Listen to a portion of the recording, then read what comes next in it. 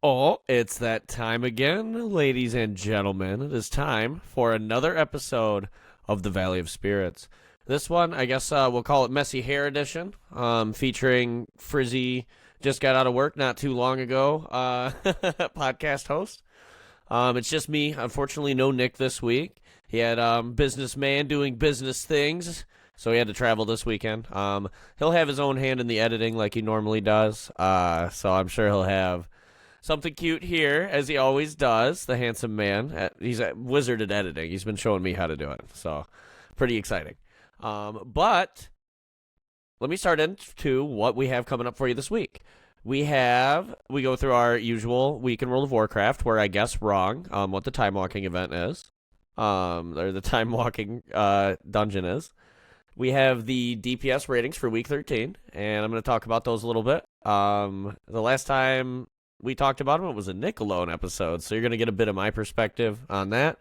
There's some Crest changes coming in the new 10.07 patch, or excuse me, 11.07 patch, and a couple of things about the Siren Isle, and we'll be getting some quests. We'll talk about that.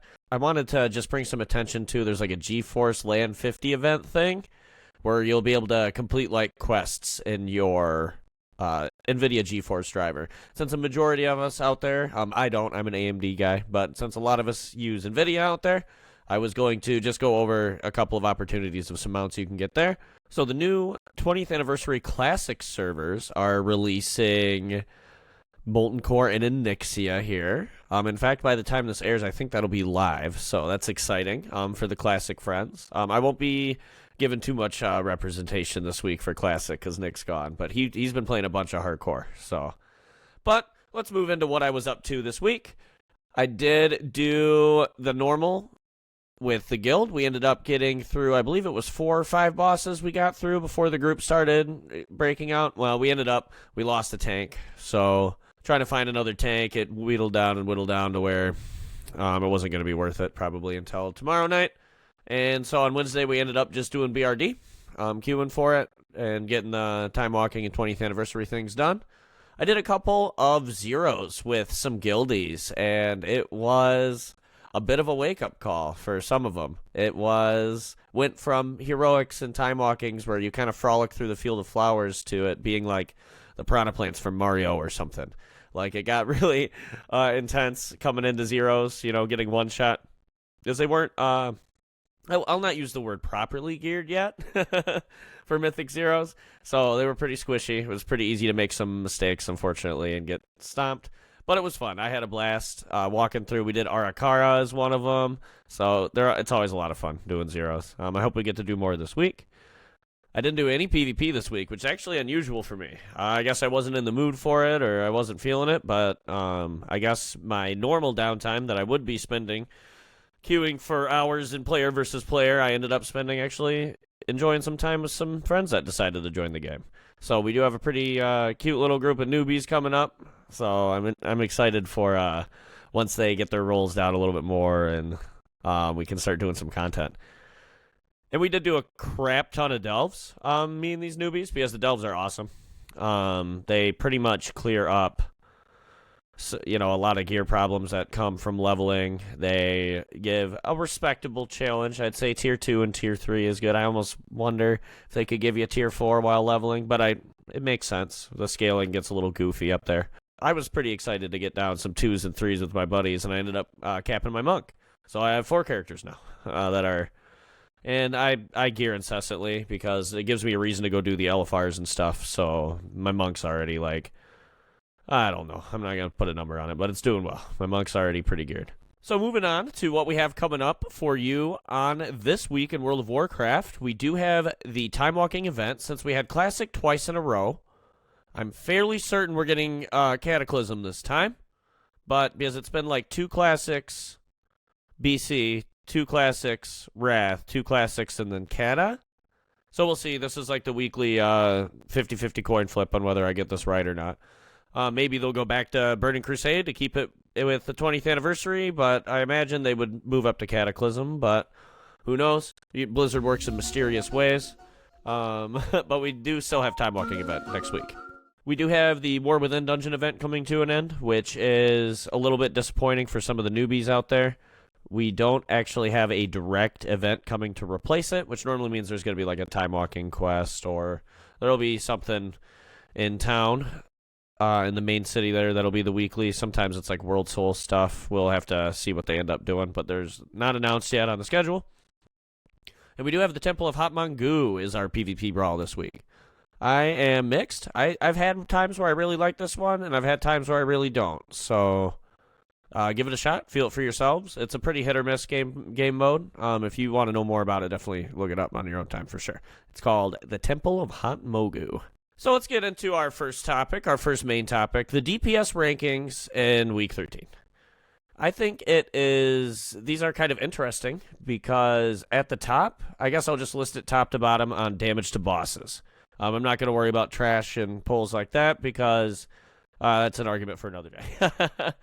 But it goes from top to bottom. We have Assassination Rogue, Subtlety Rogue, Elemental Shaman, Beast Mastery Hunter, Survival Hunter, Arms Warrior, Enhancement Shaman, Arcane Mage, Outlaw Rogue, Destruction Warlock, Fire Mage, Frost Mage, Retribution Paladin, Feral Druid, and then unfortunately, if you're one of the guys like me that really likes Fury Warrior, it's not so great in raids, unfortunately. The single target's been kind of murked a bit, so definitely some winners and some losers in the last week of Hot Patch, and I would say rogues are looking pretty solid for raiding right now.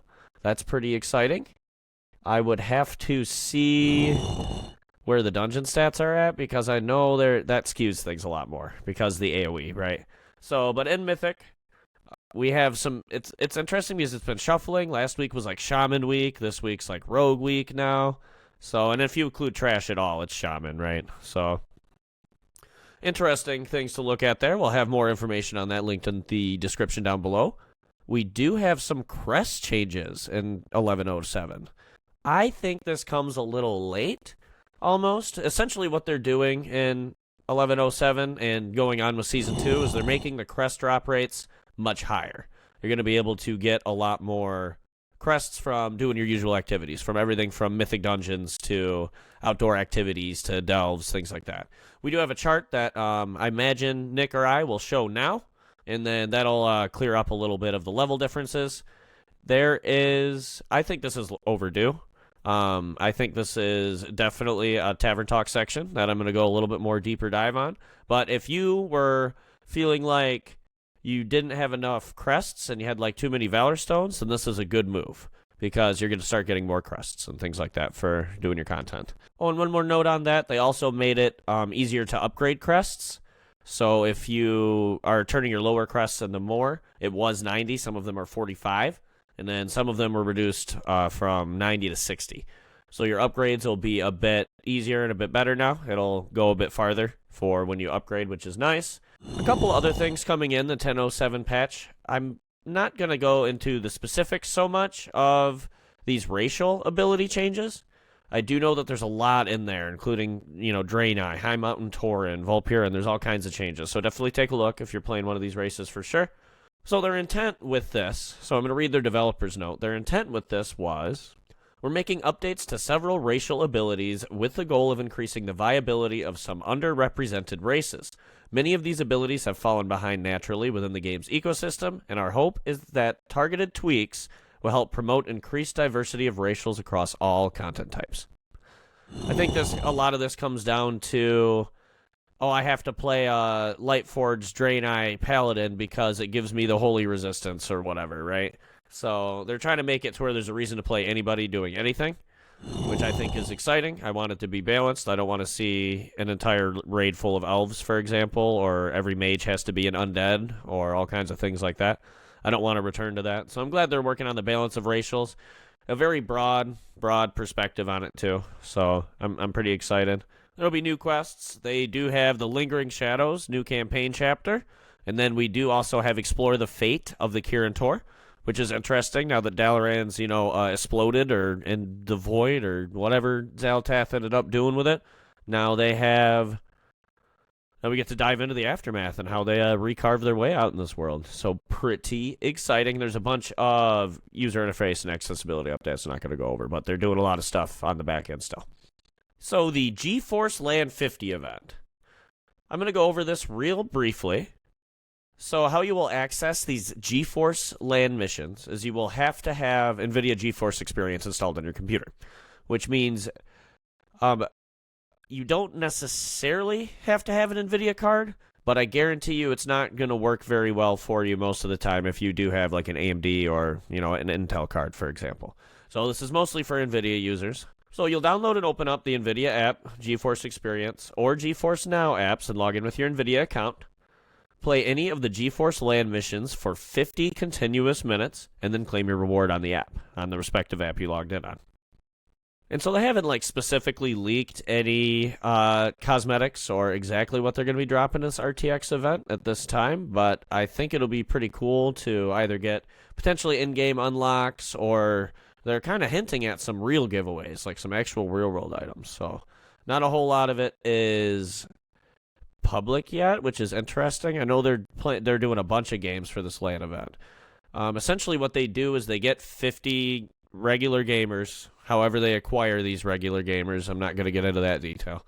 But they essentially get 50 gamers and they all LAN in a room.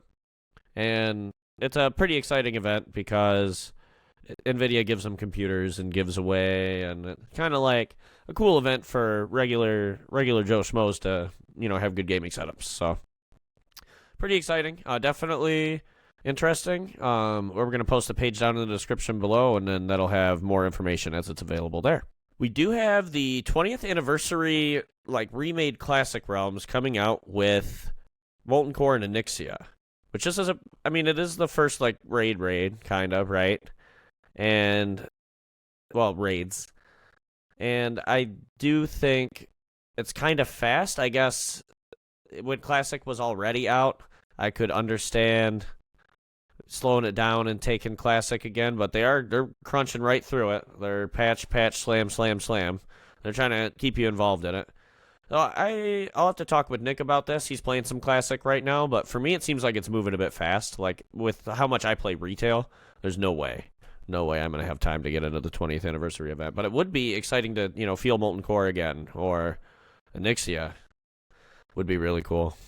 Maybe even get them out. Just kidding. It's impossible. But that's all I wanted to talk about in our news segment today. So it was just me hosting a messy hair episode of the Valley of Spirits. I appreciate you guys all for listening to me, and then us next week when Nick's back. And I will take us out. Thank you for tuning in to another exciting episode of the Valley of Spirits. We're your hosts, Jordan and Nick. So no Nick this week. Your go-to Horde players. Join us in Dornegal on the Mal'Ganis server and look up our guild, the Electric Boogaloo, for some epic adventures. Stay connected with us on social media. Follow us on Facebook, Twitter, or X, as it's known these days, by searching for the Valley of Spirits podcast. Don't miss an episode, and follow us on Spotify or anywhere you find your podcasts. Check our YouTube for additional content not found on our podcast platforms. And until next time, may your quests be glorious, your loot be plentiful, and as always, for the Horde.